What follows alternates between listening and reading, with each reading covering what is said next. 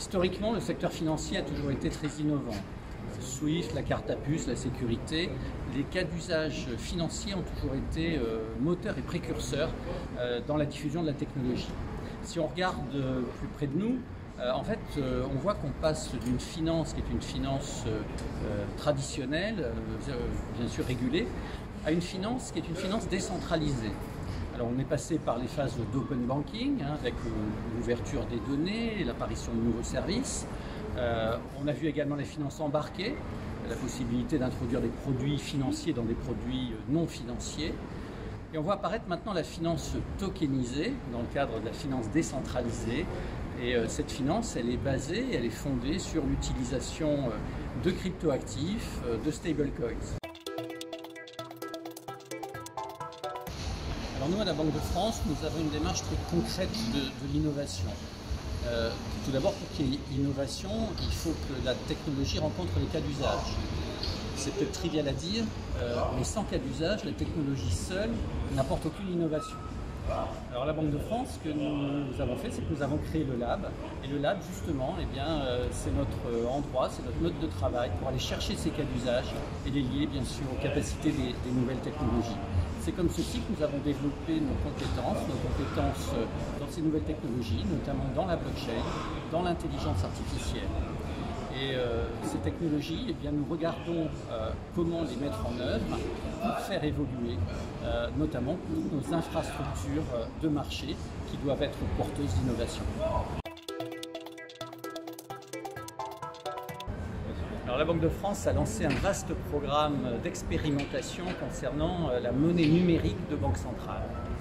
Et ces expérimentations, elles ont été menées notamment l'an dernier, et nous avons mené 9 expérimentations avec différents cas d'usage correspondant à des échanges financiers dans le monde interbancaire, ce qu'on appelle la monnaie numérique de Banque Centrale de gros. Nous avons également, cette année, nous lançons également 3 nouvelles expérimentations et nous aurons probablement d'ici la fin du premier semestre, donc 4 ou 5 expérimentations qui auront été menées. Alors ces expérimentations, nous les menons avec la place, en impliquant donc les acteurs à la fois publics et privés.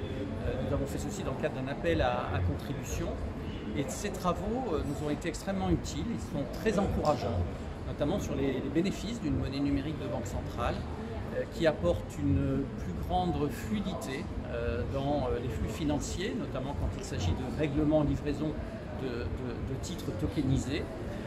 C'est également le cas davantage pour tous les processus de paiement transfrontières, où on peut voir une meilleure efficacité de ces échanges et également laisser entrevoir une opportunité de diminution des coûts de ces flux financiers.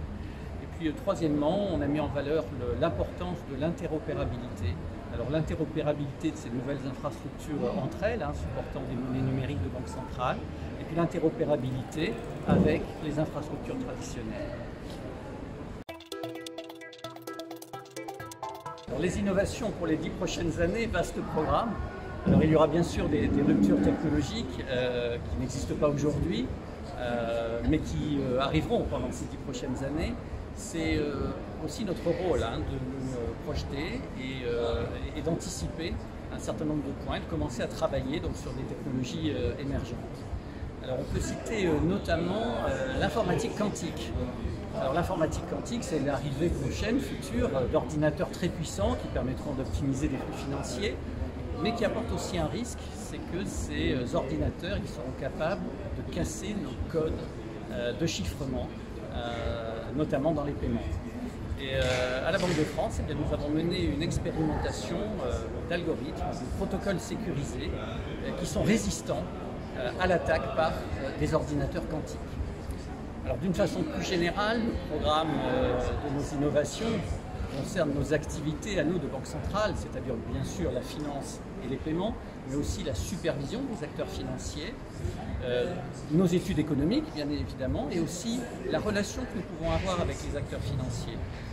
Et pour cela, il est toujours très important, bien sûr, d'être connecté sur l'extérieur, d'être ouvert. Donc nous entretenons ce réseau avec notre écosystème, comme nous le faisons aujourd'hui d'ailleurs, depuis ce matin, à ce forum FinTech de Lyon Place Financière. Et nous établissons également des connexions avec tout le monde académique, des laboratoires de recherche, des grandes écoles, des universités. Et je peux parler notamment des échanges que nous avons en ce moment avec l'École centrale de Lyon.